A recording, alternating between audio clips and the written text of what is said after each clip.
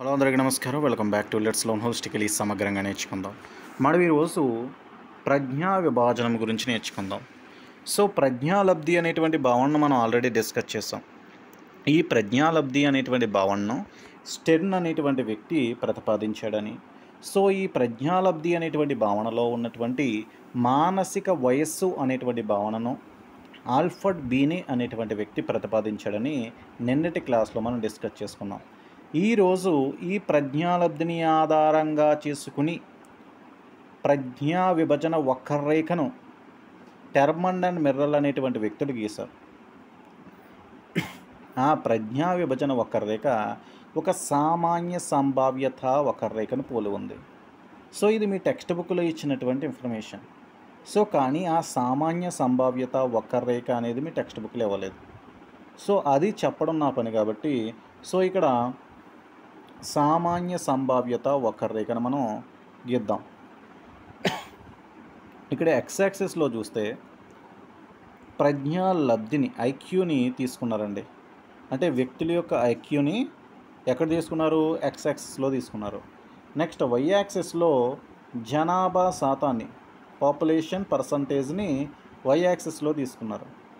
So X యాక్సిస్లో ఎలా తీసుకున్నారంటే ఐక్యూని 20, 50, 70, 90, 110 అలాగే 130, 150. సో అంటే ఐక్యూ లెవెల్స్ ఆధారంగా 20 ఐక్యూ అంటే 20 బిలో ఇక్కడ గుర్తిస్తాం, 20 to 50 వీటి మధ్యలో, 50 to 70 వీటి మధ్యలో. సో అలా ఐక్యూ లెవెల్స్ని గుర్తిస్తాం. నెక్స్ట్ వై యాక్సిస్లో మనం తీసుకున్నట్లయితే 1% అని, 2% అని, సో అలా అండ్ సో ఆన్ 48% వరకు మనకు తీసుకోవడం జరిగింది. సో ఇక్కడ మనకి జాగ్రత్తగా గమనిస్తే టెర్మండ్ అండ్ మిర్రల్ రూపొందించినటువంటి ఆ ప్రజ్ఞా విభజన పట్టిక ఎలా రూపొందించారో తెలుసా? వాళ్ళు ఈ ఒక గ్రాఫ్ని గీసుకున్నారు ఫస్ట్. సో ఈ గ్రాఫ్ ఎలా గీశారు? వాళ్ళు పరిశోధన చేసినాక 20 కంటే బిలో ఐక్యూ ఉన్న వాళ్ళంతా 1.5% మంది ఉన్నారంట. అంటే అప్రాక్సిమేట్లీ ఇక్కడ గుర్తిస్తారు. నెక్స్ట్ 20 to 50 మధ్యలో ఐక్యూ ఉన్న వాళ్ళు 2.3%, అంటే అప్రాక్సిమేట్లీ ఇక్కడ. 50 to 70 ఉన్నవాళ్ళు 5% మంది ఉన్నారంట. సో అంటే ఇక్కడ 70 to 90 ఉన్న వాళ్ళు ఎంతమంది ఉన్నారంటే జనాభాలో ఎంత శాతం మంది ఉన్నారు? వాళ్ళు 19% ఉన్నారు. సో నెక్స్ట్ 90 to 110 వీళ్ళు ఎంతమంది ఉన్నారంటే ఎక్కువ మంది ఉన్నారండి, 48% ఉన్నారు వీళ్ళు. నెక్స్ట్ 110 to 130 తగ్గిపోయారు, వీళ్ళు తగ్గిపోయారు అన్నమాట. ఎంతమంది అంటే 21% మంది ఉన్నారు. 110 to 150 ఎంతమంది ఉన్నారంటే వీళ్ళు బాగా తగ్గిపోయారు, 0.1% మాత్రం ఉన్నారు. నెక్స్ట్ 150 అబోవ్ ఇంకా చూసుకోకర్లేదు, వీళ్ళు 0.23% మాత్రం ఉన్నారు, అంటే ఇక్కడ. సో ఇలా ఇక్కడ చుక్కలు వచ్చినాయి కదా, ఈ చుక్కలన్నీ కలిపేస్తే ఒక ముగ్గు వస్తుంది చూడండి. సో ఇది అండి, సో ఇలా వచ్చింది. దీన్నే సామాన్య సంభావ్యత వక్రరేఖ అంటాం. సో ఇక్కడ మీరు చూస్తే 20 బిలో ఇక్కడ ఉంటారు, 20 to 50, 50 to 70, 70 to 90, 90 to 110, 110 to 130, 130 to 150, 150 above. So ఇక్కడ మీరు ఈ మధ్యలో స్పేస్ ఏదైతే ఉందో ఇది ఎక్కువగా కనబడుతుంది కదా. సో ఎక్కువ కనబడుతుందంటే ఇక్కడ సగటు ప్రజ్ఞావంతులు ఉన్నారండి. అంటే సమాజంలో ఎక్కువ మంది ఎవరున్నారు? ఈ సగటు ప్రజ్ఞావంతులు ఉన్నారు. ఎంత ఉన్నారు? 48% మంది ఉన్నారు. అంటే నియర్లీ 50% మంది సగటు ప్రజ్ఞావంతులు ఉన్నారు. సో మరి బాగా తక్కువ ఈ చివరిలో కనబడుతుంది. అంటే బాగా తెలివైన వాళ్ళు అంటే ప్రతిభావంతులు తక్కువ మంది ఉన్నారు, అలాగే బాగా తెంగరోళ్ళు అంటే బాగా తక్కువ మూడులు చాలా తక్కువ % మంది ఉన్నారు. మధ్యస్థంగా ఉన్నటువంటి సగటు ప్రజ్ఞావంతులే 48% మంది ఉన్నారండి. సో ఇది ఒక సామాన్య సంభావ్యత వక్రరేఖ. దీని ఆధారంగా చేసుకుని వాళ్ళు ఒక పట్టికను రూపొందించారు. ఆ పట్టిక ఏంటనేది ఇప్పుడు చూద్దాం. ఇది ఆ పట్టిక. 20 కంటే తక్కువ ఎవరు?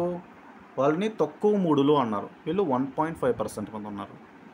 20 to 50 ఎవరు? బుద్ధిహీనులు, వీళ్ళని బుద్ధిహీనులు అంటున్నారు. 20 to 50 వీళ్ళు 2.3% ఉన్నారు, అంటే ఫస్ట్ 1 తర్వాత 2.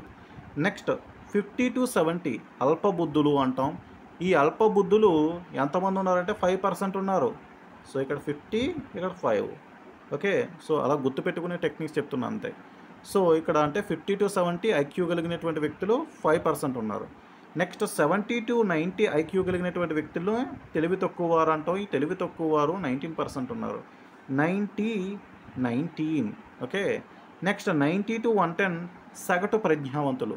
సగటు ప్రజ్ఞావంతులు ఎక్కువ మంది ఉంటారండి, 48%. అంటే నియర్లీ 50 అని గుర్తుపెట్టుకోండి. నియర్లీ అంటే సగం మంది వీళ్ళే ఉన్నారు. సో 2% తీసేస్తే వచ్చేస్తుంది 48. నెక్స్ట్ 110-130 ఉన్నత ప్రజ్ఞావంతులు ఉన్నారు. సో ఉన్నత ప్రజ్ఞావంతులు అంటాం. 110-130 ఐక్యూ ఉన్న వాళ్ళని ఏమంటాం? ఉన్నత ప్రజ్ఞావంతులు. వీళ్ళు ఎంత పర్సెంట్ ఉన్నారంటే 21% ఉన్నారు. 21%. నెక్స్ట్ 130-150 అత్యున్నత ప్రజ్ఞావంతులు అంటాం. వీళ్ళు 0.1% ఉన్నారు. 150 అబోవ్ మేధావులు ప్రతిభావంతులు అంటాం. వీళ్ళు ఇంకా తక్కువ 0.23% ఉన్నారు.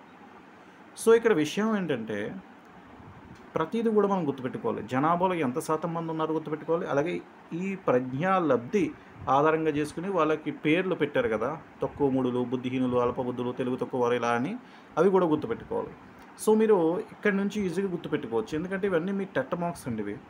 సో కాబట్టి మీకు ఎక్కువ మంది ఫ్రెండ్స్ ఉన్నట్లయితే 90-110 వచ్చినటువంటి ఏదైనా ఒక ఫ్రెండ్ని, మీ యొక్క ఫ్రెండ్లకి ఎవరో ఒకరికి 90-110 మధ్యలో వస్తాయి కదా మార్క్స్, వాళ్ళని సగటు ప్రజ్ఞావంతులను పిలవండి. నెక్స్ట్ 110-130 మధ్యలో ఎవరో ఒకరికి మార్క్స్ వస్తాయి, వాళ్ళని ఉన్నత ప్రజ్ఞావంతులను పిలవండి. 130-150 వాళ్ళని అత్యున్నత ప్రజ్ఞావంతులు. 150 కంటే అబోవ్ వచ్చిన వాళ్ళు కూడా గత రెట్లో ఉన్నారు కదా, వాళ్ళని మేధావులు ప్రతిభావంతులను పిలవండి. సో అంటే ఇలా పిలుచుకోవడం ద్వారా మీకు శాశ్వతంగా గుర్తుంటాయి ఇవి. సో ఇది మనకి ప్రజ్ఞా లబ్ధిని ఆధారంగా చేసుకుని ప్రజ్ఞా విభజన రేఖను ఆధారంగా చేసుకుని ప్రజ్ఞా విభజన పట్టిక. So it is very important. So okay, next మనం ప్రజ్ఞా మాపనం గురించి డిస్కస్ చేద్దాం. Thank you.